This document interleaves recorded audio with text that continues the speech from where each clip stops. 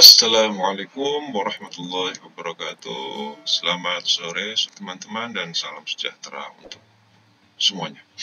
Kali ini kita sudah menginjak ke pertemuan 5, yaitu mengenai materi lingkungan sosial dan interaksi sosial dalam karakter building atau pembentukan karakter. Mari kita bahas satu persatu, harap dipahami dengan baik. Yang pertama, kita bahas tentang lingkungan sosial.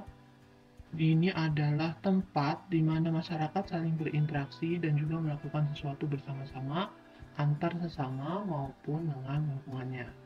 Nanti yang dibahas adalah lingkungan sosial, kemudian ada keluarga dan juga kelompok dekat. Keluarga sendiri nanti ada dibahas dari dasar pembentukan keluarga, bentuk-bentuk perkawinan, dan juga bentuk-bentuk lainnya. Yang pertama dari keluarga. Keluarga bisa didefinisikan sebagai suatu unit masyarakat yang paling kecil yang perilakunya sangat mempengaruhi dan menentukan dalam pengambilan keputusan. Kemudian, dasar dari pembentukan keluarga adalah perkawinan yang mengikat seorang pria dan juga wanita dengan ikatan syarat yang kuat dan juga kokoh yang dilandasi dengan ketakwaan kepada Tuhan Yang Maha Esa. Kemudian bentuk-bentuk perkawinan, di sini ada perkawinan dilihat dari segi jumlah istri atau jumlah suaminya. Ada monogami, ini adalah perkawinan di mana si suami tidak menikah dengan perempuan lain, istri juga tidak menikah dengan laki lain. Jadi merupakan pernikahan seorang laki-laki dengan seorang wanita. Ya.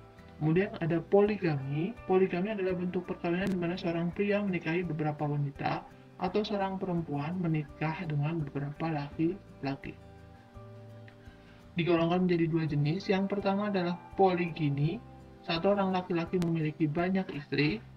Itu disebut di sini ada poligini sororat. Jika istrinya kakak beradik kandung, disebut non sororat jika para istri bukan kakak adik. Ya, jadi poligini sororat jika kakak adik kandung, poligini non sororat jika para istri bukan kakak adik. Kemudian poliandri ini adalah satu orang perempuan memiliki banyak suami, disebut poliandri fraternal jika suami kakak adik, dan disebut poliandri non fraternal bila suami-suami tidak ada hubungan dengan tidak ada hubungan kakak adik kandung. Kemudian dilihat dari segi asal usul suami istri, ada perkawinan eksogami adalah suatu perkawinan antara etnis, klan, suku, kekerabatan dalam lingkungan yang berbeda. Eksogami bisa dibagi menjadi dua macam. Yang pertama adalah eksogami konobium asimetris, terjadi bila dua atau lebih lingkungan bertindak sebagai pemberi atau penerima gadis seperti pada perkawinan suku Batak dan Ambon. Ada eksogami konobium simetris apabila pada dua atau lebih lingkungan saling tukar menukar jodoh bagi para pemuda. Ya, ini adalah perkawinan eksogami antara etnis, klan, suku, kerabatan dalam lingkungan yang berbeda. Kemudian ada perkawinan endogami adalah perkawinan antara etnis, klan, suku, kekerabatan dalam lingkungan yang sama, itu endogami. Kemudian ada perkawinan homogami adalah perkawinan antara kelas golongan sosial yang sama. Contoh, anak saudagar atau anak pedagang yang kawin dengan anak saudagar atau pedagang. Jadi status sosialnya atau golongan sosialnya sama. Ada perkawinan heterogami, ini adalah perkawinan antar kelas sosial yang berbeda. Misalnya anak bangsawan menikah dengan anak petani. Ada bentuk-bentuk lain yaitu tentang garis keturunan dan juga tempat tinggal. Ada cross cousin adalah bentuk perkawinan anak-anak dari kakak beradik yang berbeda jenis kelamin. Ada parallel cousin adalah bentuk perkawinan anak-anak dari kakak beradik yang sama jenis kelaminnya.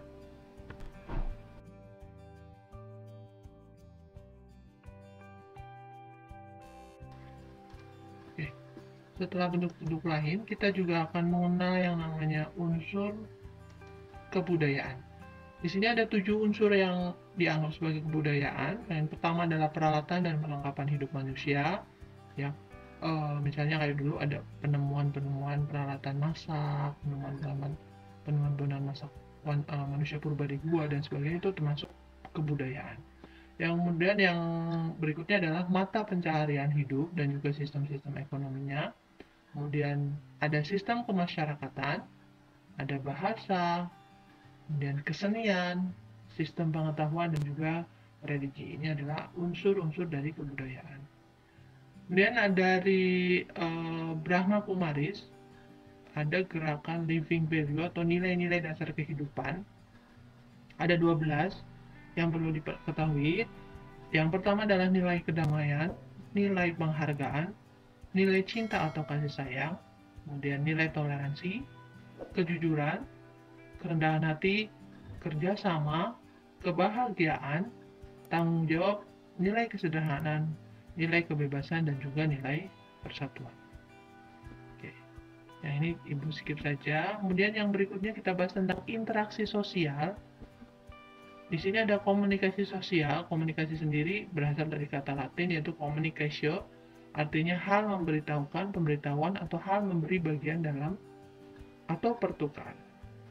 Sosial sendiri artinya itu dari bahasa Latin juga, socius, yang artinya teman atau kawan. Jadi bisa diartikan bahwa komunikasi sosial adalah bentuk interaksi antar individu atau kelompok yang dilakukan dengan cara verbal maupun nonverbal dengan maksud untuk menyampaikan suatu pesan dengan cara yang bisa dipahami oleh kedua belah pihak dan yang mampu menghasilkan tanggapan yang bisa dimengerti oleh kedua belah pihak. Kemudian ada nilai dan norma. Nilai sendiri ini dimengerti sebagai konsepsi yang dihayati seseorang atau kelompok mengenai apa yang penting atau juga apa yang kurang penting, apa yang lebih baik atau kurang baik, apa yang lebih benar ataupun kurang benar. Value-nya apa? Misalkan setiap keluarga punya nilai yang berbeda-beda. Misalkan keluarga A biasanya punya value bahwa tidak boleh bicara kasar. Ternyata di keluarga B value-nya berbeda. Bicara kasar misalkan adalah hal yang biasa. Itu merupakan nilai yang dihayati oleh kelompok, ya. Biasanya kelompok satu menganggap benar, kelompok lain bisa jadi menganggap kurang benar. Kemudian ada norma. Norma pada umumnya adalah alat ukur yang terbuat dari berbagai bahan dasar dengan berbagai ukuran dan bentuk. Norma adalah kaidah pertimbangan penilaian. Yang pertama, norma khusus. Ini adalah aturan-aturan yang hanya berlaku dalam bidang kegiatan dan situasi yang khusus. Contoh, norma-norma dalam dunia kedokteran misalkan. Apa saja, itu hanya berlaku di dunia kedokteran, tapi tidak berlaku di umum misalnya. Kemudian ada norma umum. Ini adalah aturan-aturan yang berlaku secara umum dalam kehidupan masyarakat sebagai pedoman dan pengendali tingkah laku dalam pergaulan. Ada 3, norma sopan santun, juga disebut sebagai norma etiket, norma yang mengatur pola perilaku dan sikap lahiriah manusia. Ada norma hukum, norma yang dituntut keberlakuannya secara tegas oleh masyarakat karena dianggap perlu dan niscaya demi keselamatan dan kesejahteraan manusia dan dalam kehidupan bermasyarakat. Ada norma moral, ini adalah aturan mengenai sikap dan perilaku manusia sebagai manusia. Norma ini menyangkut aturan tentang baik buruknya, adil tidaknya tindakan, dan perilaku manusia sejauh dilihat sebagai manusia. Ya. Kemudian kaitan nilai dan norma. Norma adalah penampakan dari nilai. Norma adalah pelindung dari nilai. Tadi misalkan sebuah keluarga, nilai dalam keluarga itu adalah tidak membiasakan bicara kasar misalnya, atau tidak boleh bicara kasar. Anggota keluarga itu menerapkan nilai tersebut dengan cara norma-norma yang dia gunakan. Misalnya dengan berbicara lembut, tidak berbicara kasar. Misalnya itu adalah norma. Norma adalah penampakan dari nilainya. Norma juga berpotensi menyembunyikan atau mengaburkan nilai. Ya. Kemudian ada konflik sosial.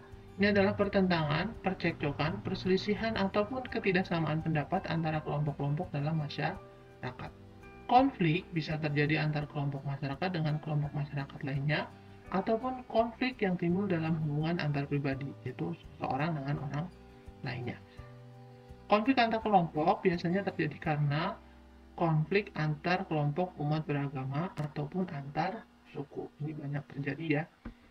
Kemudian cara mengelola konflik, ini menurut Johnson dalam substratiknya dan Harjana, ini ada beberapa macam. Yang pertama adalah gaya ikan hiu.